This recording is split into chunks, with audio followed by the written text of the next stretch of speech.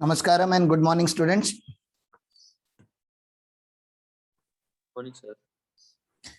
So we are starting with the new chapter called capital gain. And this particular chapter is there in your unit 4 for CA intermediate and study note 8 for CMA intermediate, common hai? And chapter 7 in our handwritten notes. So I'll be teaching you from handwritten notes. Before I can start this chapter, let me explain you certain aspect of this particular chapter. When we say heads of income, the total heads of income are divided into 5: income from salary, income from house property, PGBP, capital gain, and IFOS. Now please understand, income from salary primarily talk about recurring income. So it is the revenue receipt. Income from house property also talk about taxing of rental income or capacity of the rental income. So this is also revenue receipt. In PGBP also, you majorly focus on business transaction, which is again majorly based on revenue income. Okay.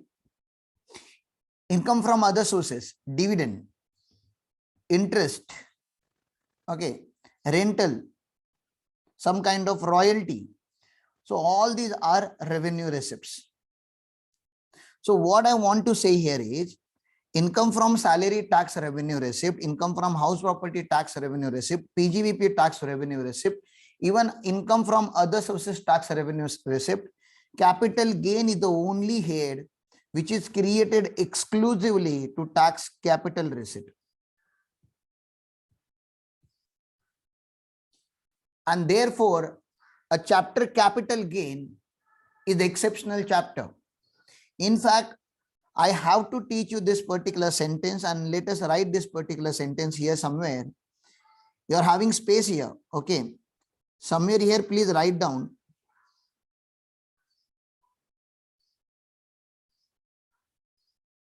A chapter of exceptions.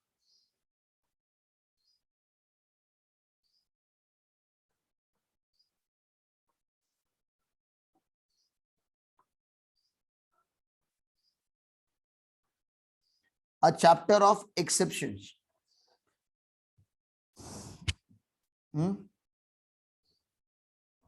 This particular chapter starts at section 45 to 55A. This is the range of the series. This is the range of series of the sections 45 to 55A. A chapter of exceptions. So why is it chapter of exception? This chapter will start with an exception and this chapter will end with an exception. Right now only I'm telling you this is the exceptional chapter. Say bilkul exceptional. It's not ordinary to have capital gain. You tell me whether your father or anybody who is around you, whether they are earning capital gain on regular basis. Hey, please tell me, are you selling property weekly, monthly, quarterly? No. When will you sell properties? Please tell me, in your life, how many times you can sell land or building or jewelry for that matter? How many times in your lifespan, on an average, you will be selling land and buildings? सोच के देखो.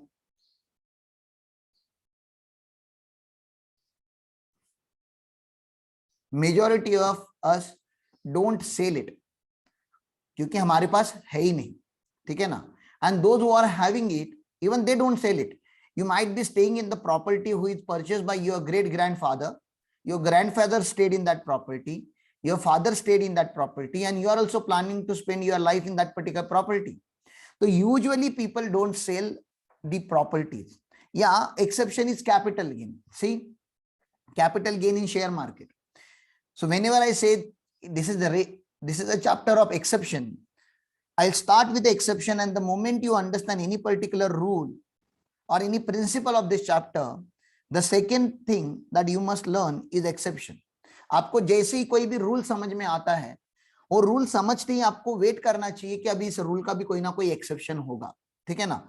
ये method आप लोगों को याद रखना है. कभी कभी एक्सेप्शन का एक्सेप्शन भी होता है, which becomes the rule, right? Minus minus plus हो जाता है, right? Exception to exception is then rule. समझ रहा है ना मैं क्या बता रहा हूं? अगर मैं एक्सेप्शन में से कुछ अगर एक्सक्लूजन करूंगा, इनफैक्ट इट बिकम्स इंक्लूजन, तो ये ऐसे चलेगा। The moment you understand the rule, rule is income. मतलब आपको क्या लगता है व्हेन वी से इनकम, आपको क्या लगता है इनकम कैसे होता है? रेवेन्यू रिसिप्ट होता है कि कैपिटल रिसिप्ट होता है? This phrase income, accounting knowledge में आपको क्या लगता है? Income means what? Revenue receipt और कैपिटल रिसिप्ट? जल्दी बोलो sir. Income means it is a revenue receipt. तो ये देखो ना, इनकम टैक्स इनकम पे होना चाहिए, राइट? हमारा जो टैक्स है वो इनकम टैक्स है, it's not capital gain tax. हमारे इनकम टैक्स का नाम कैपिटल गेन टैक्स नहीं है, हमारे इनकम टैक्स का नाम इनकम टैक्स है। एंड इनकम मतलब यूजुअली मेरे पूरे लॉ में रेवेन्यू रिसिप्ट टैक्स होने थे, और 99% रेवेन्यू रिसिप्ट टैक्स होते हैं, एक्सेप्शनली 1% केसेस। प्रैक्टिकल लाइफ में भी if you are handling 100 cases, out of 100 one case will be there which will have some calculation of capital gain. तो मैं आपको बहुत ही प्रैक्टिकली बता रहा हूं कि प्रैक्टिकली हम इस चैप्टर को यूजुअली फॉलो नहीं करते हैं। हाँ, इसका इस रूल का एक एक्सेप्शन है, कैपिटल गेन और loss from share market, because people who deal in share market are rising in India. There was a time nobody was interested except for metro cities like Mumbai, Delhi and Bangalore and all. But other part of India, they were not interested into share market. But even now, even in today's world, even rural India, people from rural India, they are also investing in market directly or indirectly. Mutual funds में लगाते हैं, life insurance में लगाते हैं, revenue generating assets में लगाते हैं, and then they are some of them are directly investing in share market as well. So that has been seen. तो अभी लोग शेयर मार्केट में ज्यादा इन्वॉल्व होते हैं, और शेयर मार्केट में तो आपको पता ही है, आज मार्केट डाउन है तो कल अप है. तो people take the benefit of the regular changes in the pricing system. Sometimes they hold security for more than 1 year, sometimes they don't hold for more than 1 year, sometimes they just hold for 2 months, 3 months, 5 months. It's like that. So they are having short term capital gain and they are having long term capital gain. तो share market वाले लोगों के लिए थोड़ा regular हो जाता है capital gain chapter, but for me and you and for ordinary people, capital gain chapter doesn't exist. Situation 1, if it exists once in a 20 years, once in a 100 years in your family. It is possible. तो चलो ठीक है, एक एकदम simple सा example देता हूं. मुझे बताओ, आपके फादर ने एक लैंड अक्वायर्ड किया, cost of acquisition of that particular land 10 lakh rupees, and suppose करो वो सेल हुआ है 25 लाख रुपीज का. कैपिटल गेन कितना?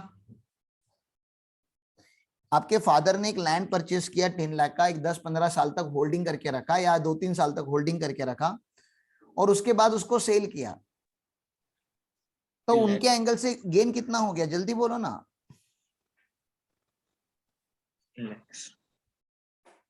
10 लाख का एक्विजिशन, 25 लाख का सेलिंग प्राइस, गेन कितना? सिंपल सा सवाल पूछ रहा हूं.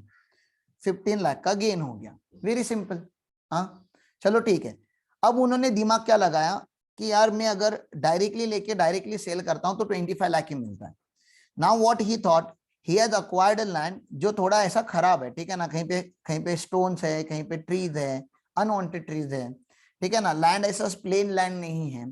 तो he acquired this particular land for 10 lakh rupees, and then he has conducted earth moving activities. What is earth moving activities? ये सब बड़े बड़े स्टोन्स को वगैरह तोड़ के बाहर निकाल देना, अनवांटेड ट्रीज को रूट से ही बाहर खींचना, ठीक है ना. वो जेसीबी क्रेन वगैरह आप लोगों ने देखा होगा, बहुत सारे फार्म्स पे वो जेसीबी मंगा के वो सब लैंड का लेवलिंग किया जाता है.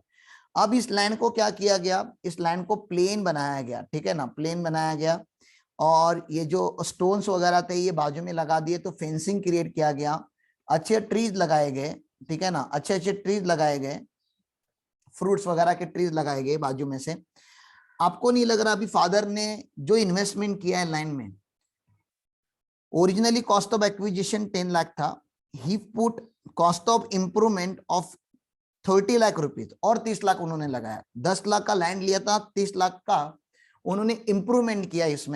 इसमें पावर कनेक्शन लगा दिया या सोलर पैनल लगा दिया, यहाँ पे कुछ भी किया उन्होंने. यहाँ पे एक छोटा सा वेल ओपन कर दिया, तो पानी सप्लाई का प्रॉब्लम नहीं है, तो सब कुछ ऑर्गेनाइज किया. तो 10 लाख का उन्होंने ओरिजिनल खर्चा किया था, फिर 30 लाख का खर्चा किया। ये जो 30 लाख का खर्चा किया, ये कैपिटल एक्सपेंडिचर है कि रेवेन्यू एक्सपेंडिचर है? इज इट रेवेन्यू और कैपिटल? थोड़ी ना करेंगे। यस, ये भी कैपिटल है, एक्विजिशन भी कैपिटल है। अच्छा, और अभी आपके फादर ने सोचा कि ये जो लैंड है मैं सेल करूंगा, और इनको पता है कि मिनिमम अभी ये जाएगा 1.5 करोड़ में, 150 लाख में ये जा रहा है। लेकिन 1.5 करोड़ में जाने के लिए इनको बायर जो थे वो लोकल के नहीं लगेंगे, मुंबई पुणे बड़े बड़े सिटीज के बायर लगेंगे। तो ही appointed a broker, and broker ने बोला देखो भैया मैं आपका पूरा ट्रांजैक्शन करके दे दूंगा, आपको कोई टेंशन लेने की जरूरत नहीं, आपको खाली मुझे 2% देने पड़ेंगे। बोलो देना पड़ता है ना ऐसा ब्रोकरेज? हेलो, प्रैक्टिकल लाइफ में ब्रोकरेज वगैरह देना पड़ता है ना, ब्रोकरेज, रजिस्ट्रेशन चार्जेस। हाँ, तो हमने क्या किया, हाँ, ट्रांसफर एक्सपेंसेस क्रिएट किया, ट्रांसफर एक्सपेंसेस क्रिएट किया 2% का। 150 लाख का 2% निकालो तो कितना आता है? 150 लाख का 2% निकालेंगे तो 3 लाख आता है, ठीक है ना? 3 लाख माइनस इक्वल टू कर दो तो आ जाएगा 147 लाख। 147 लाख को हम बोलते हैं नेट कंसिडरेशन। क्या बोलते हैं? Net consideration. ये समझा आपको? यस। अब नेट कंसिडरेशन में से एक आइटम माइनस करूंगा कि दो माइनस करूंगा? जल्दी बोलो। यहाँ पे कॉस्ट ऑफ एक्विजिशन 10 लाख का है और कॉस्ट ऑफ इंप्रूवमेंट 30 लाख का है। क्या मेरा 147 गेन है? Is it my gain 147?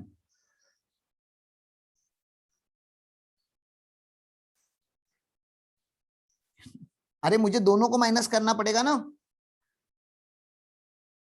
मुझे गेन निकालना ना, गेन, फायदा। इस पूरे ट्रांजैक्शन में फायदा कितना हुआ मुझे, तो ये दोनों माइनस करना पड़ेगा। तो मैं यहाँ पे से दोनों माइनस कर देता हूं।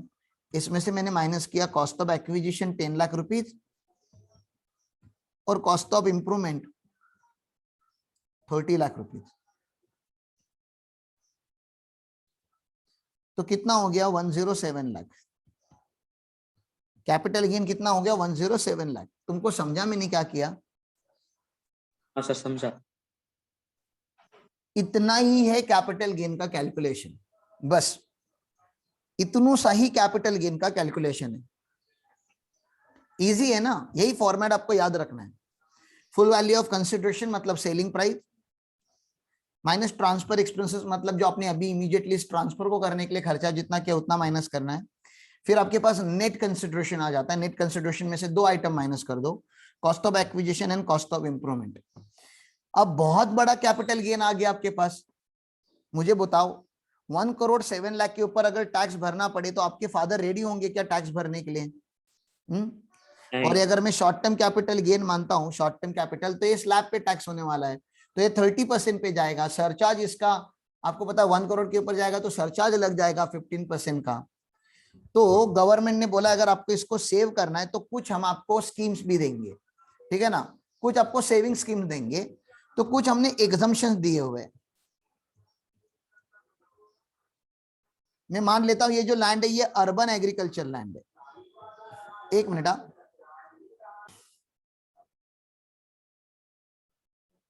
तो what I am assuming this is urban agriculture land. Urban agriculture land मतलब land situated in a municipality, municipal limits which is having population more than 10,000। मुझे बोलो चिपळूण का पॉपुलेशन मोर देन 10,000 है क्या?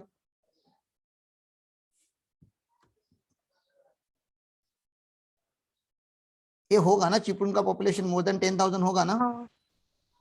अज्यूम करो। तो ये आपका कहीं पे मेन सिटी में लोकेटेड है, ठीक है ना? मेन सिटी में ये लैंड लोकेटेड है, तभी तो इतनी बड़ी प्राइस के लिए गया, नहीं तो 1.5 करोड़ के लिए छोटा सा लैंड कैसे जा सकता है? तो अब ये अर्बन एग्रीकल्चर लैंड इन्होंने यहाँ पे सेल किया हुआ है, ठीक है ना?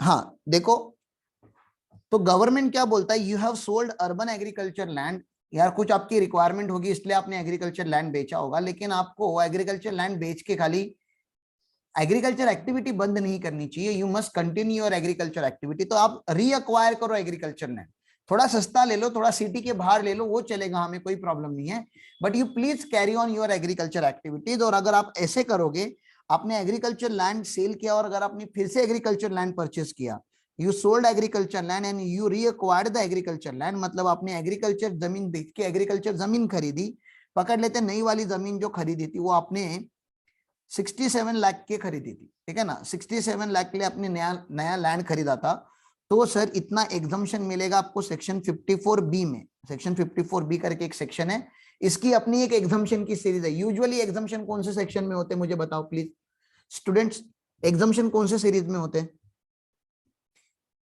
एग्जम्पशन कौन से सेक्शन में होते हैं, यूजुअली एग्जम्पशंस कौन से सेक्शन में आप पढ़ते हो?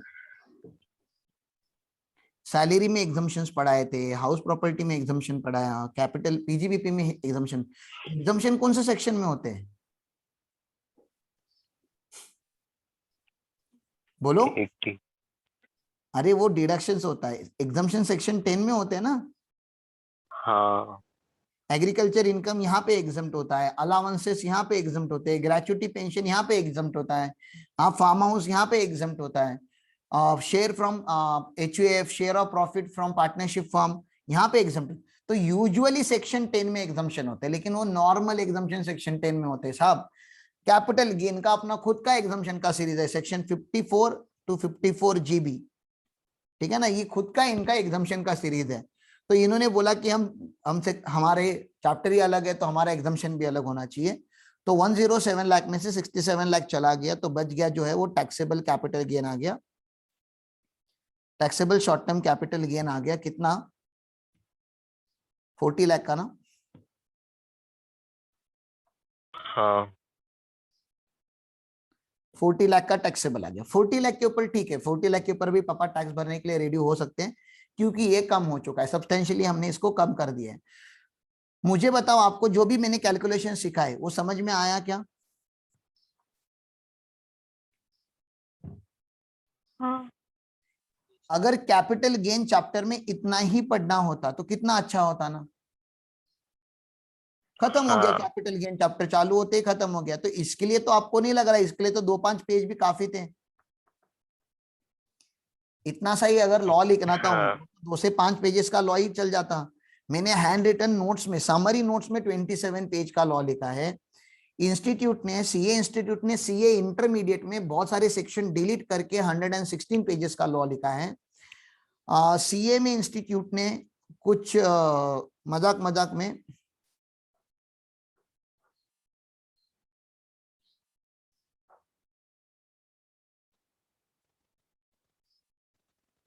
315 पे IFOA चालू होता है और 237 पे कैपिटल गेन चालू हो रहा है। मतलब अगेन 80 प्लस पेजेस का इन्होंने कैपिटल गेन चैप्टर लिखा है। मतलब सर ये 100 पेजेस में क्या लिख रहे हैं लोग? भैया 100 पेजेस में मुझे इतना बता दो, जो 100 पेजेस होंगे क्या इसमें ये नॉर्मल कैपिटल गेन की बात कर रहे हैं? नहीं, नहीं, ये नॉर्मल कैपिटल गेन की बात ही नहीं कर रहे, ये एक्सेप्शनल सिचुएशंस की बात करेंगे। नॉर्मली कैपिटल गेन इस तरीके से कंप्यूट होता है। फिर अभी एक्सेप्शंस लगेंगे, सर लॉन्ग टर्म होगा तो क्या होगा? लॉन्ग टर्म होगा तो यहाँ पे कुछ तो इंडेक्सेशन करके होता है वो लगेगा, ठीक है ना। फिर शेयर मार्केट का कैपिटल गेन अलग, फिर तुम्हारे स्लम सेल का कैपिटल गेन अलग, सर तुम्हारे इसका अमालगमेशन का कैपिटल गेन अलग, मर्जर का कैपिटल गेन अलग। तो उन्होंने क्या किया हुआ है ना, सिचुएशंस के अंदर बहुत सारे एक्सेप्शनल सिचुएशन बना के रखे हैं, और उन एक्सेप्शनल सिचुएशन की वजह से कैपिटल गेन चैप्टर लेंदी हो जाता है, कॉम्प्लिकेटेड हो जाता है, बच्चों को नहीं समझ में आता कहां से पढ़ना है और कहां खत्म करना है।